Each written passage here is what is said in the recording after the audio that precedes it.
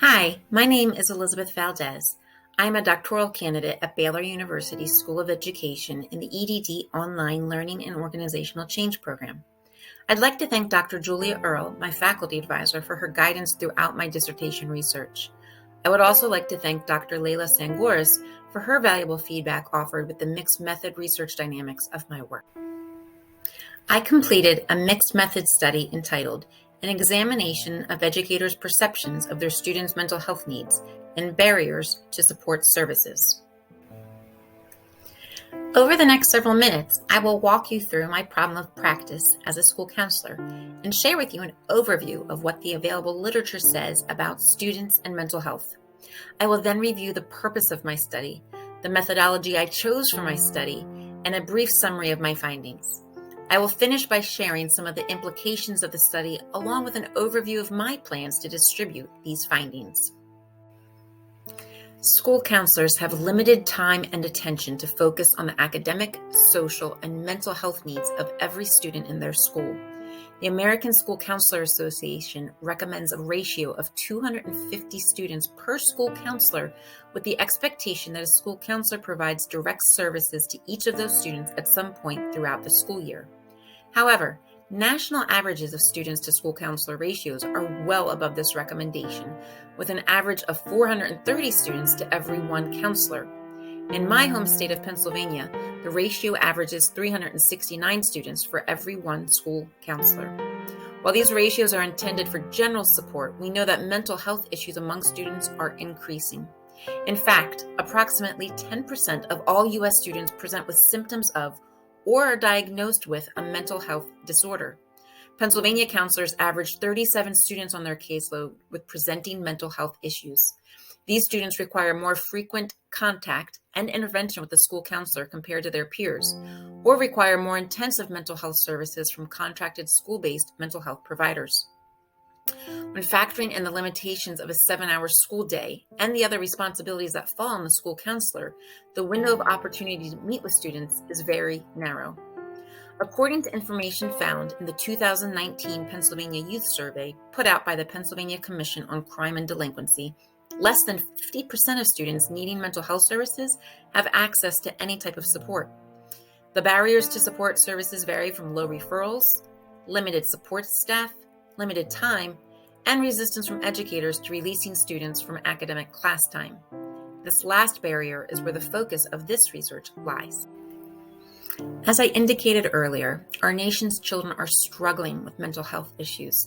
The most recent National Survey of Children's Health done in 2019 indicates that 7.7 million children aged 0 to 17 have at least one mental health disorder, and 46.8% of those did not receive any type of services.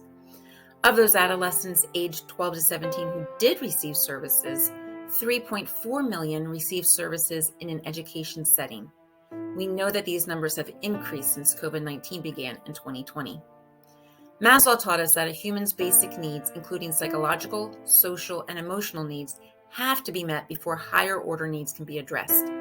Applying Maslow's theory to my career's work, students are unable to attend to higher order skills required for learning, such as critical thinking, problem solving, and mathematical calculations, without their lower order or basic needs being met.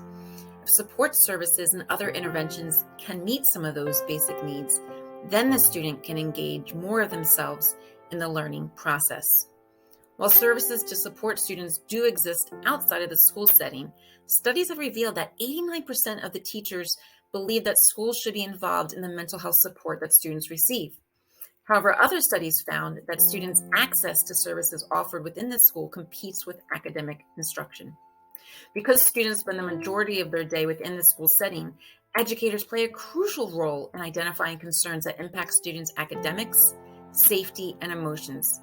Yet studies show that an educator's literacy, attitude, and perception about mental health can influence their ability to identify concerns and influences their decision to refer a student. This lack of referral for support broadens the gap of students who are in need for services but are not being identified. While national headlines and local data demonstrate a need for more mental health services, some educators still hesitate to release students from class to receive mental health support. So, what are educators' attitudes towards mental health? And what are the reasons behind their decisions for frequently not releasing students from class to receive support? This study explores both questions in the hope to improve students' access to mental health support. For this study, I utilized a mixed methods approach and implemented an explanatory sequential research design. A characteristic of this type of design is that there are two distinct phases of research.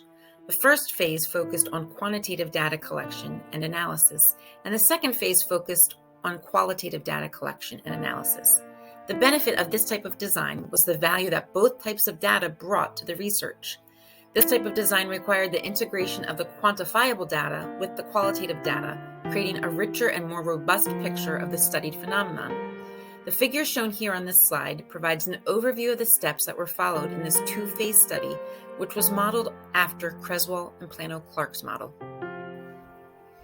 I am a mental health clinician and school counselor who has worked in a variety of public and private schools over the past 20 years. Early on in my career, my focus with students was clinically based. 4.5 years ago, however, I shifted my career path to my current role as a school counselor, where I'm responsible to work with the entire K-8 grade student population in 2 different private schools.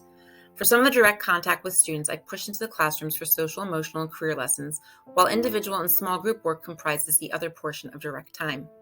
While all types of direct services involve coordination with the students' teachers, I encounter greater tension and difficulty with accessing students for individual and group support services. The frequent absences my students track due to disengagement with school compound the difficulty of scheduling student sessions that are convenient for the teachers, meet with the parents' demands, and align with my contracted time in each building. Due to the nature of the support services being school-based, the opportunity to provide the services for the student often overlaps with instructional time. However, I believe, and research supports, that focusing on the whole child, body, mind, and spirit, encourage greater academic success. I maintain a pragmatic worldview throughout my research, as I understand there are multiple perspectives to any one situation, and I use my research questions to help understand and solve the problem of students being released from class for support services. I argue that there is a positive correlation between teachers who measure with high levels of mental health literacy and with positive attitudes toward mental health services. Since mental health providers view classroom teachers as the gatekeepers for releasing students out of the classroom, I choose to focus on teachers' beliefs, attitudes, and perspectives, as these 3 components could impede a student's ability to access support services within the school. I used Bandura's social cognitive theory for the framework of my study.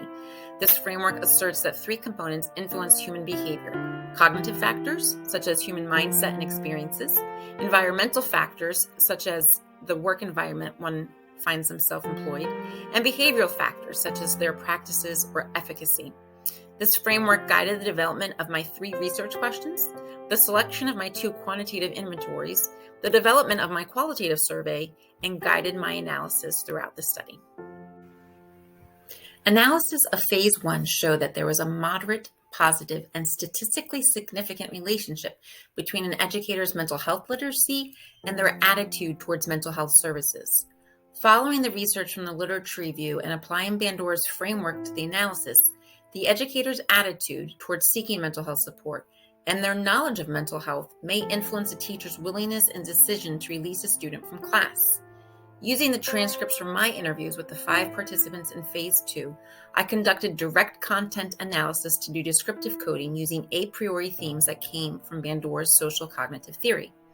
These 3 factors served as guideposts throughout my analysis. I then did axial coding to link the themes and in vivo coding to capture the voice of the participants. From this analysis, I identified 4 major themes: the 3 a priori themes, which were cognitive factors, environmental factors, and behavioral factors, and 1 a posteriori theme, which were barriers to mental health support. The analysis of the qualitative data also revealed recommendations from the educator's perspectives for improving mental health support for students in school.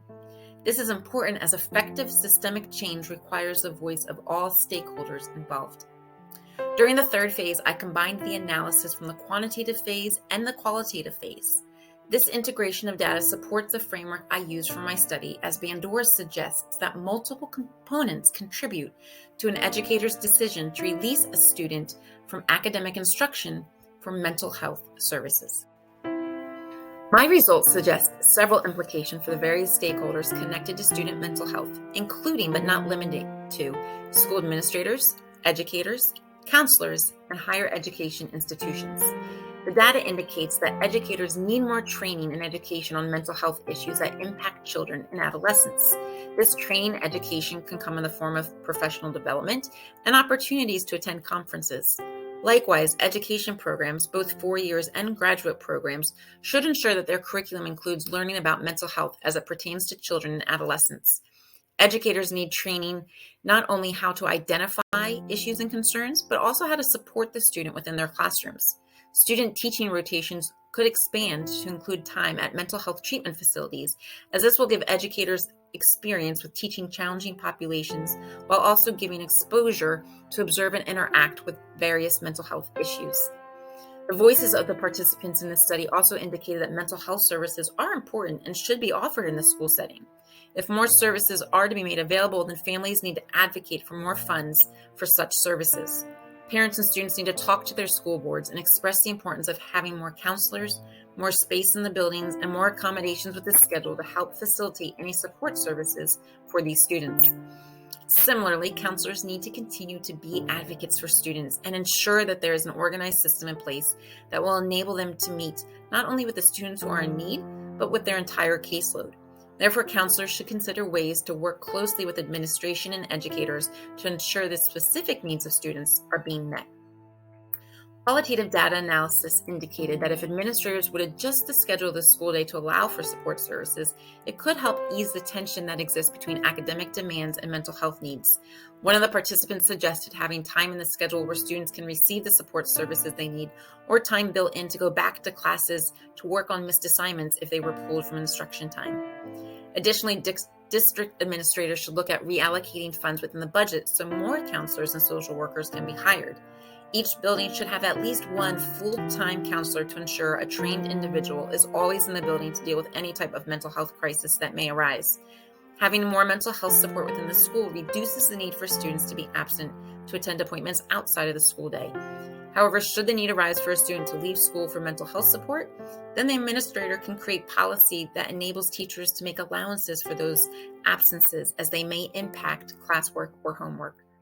Finally, all 5 participants in Phase 2 expressed an understanding that life happens outside the classroom, and this life does impact what goes on inside the classroom. In her book, The Mental Health and Wellbeing Handbook for School, Claire Erasmus shares her belief that schools can successfully support the mental health of students by providing time and space, empowering students, prioritizing staff mental well-being, onboarding parents, and rallying support from local agencies.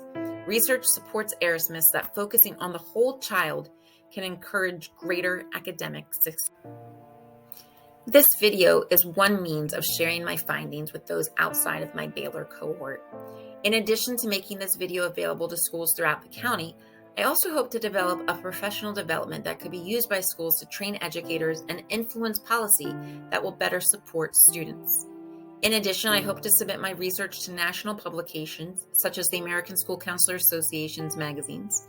I also plan to present my findings at local, state, and perhaps national education conferences. Finally, I plan to continue my work as a mental health advocate for students and their families as I push into classrooms to teach about mental health with the hopes of removing any stigma associated with it. I will also continue to educate parents and educators through the means of electronic communications and live workshops on ways that they can support their child at home and in school. I used 96 references for my study, though the surveys and the voices of my participants offer the most valuable information and brought life to my research. Thank you for taking the time to learn more about this important topic. If you have any further questions for me, please do not hesitate to reach out to me using my contact information provided for you on the last screen. Thank you.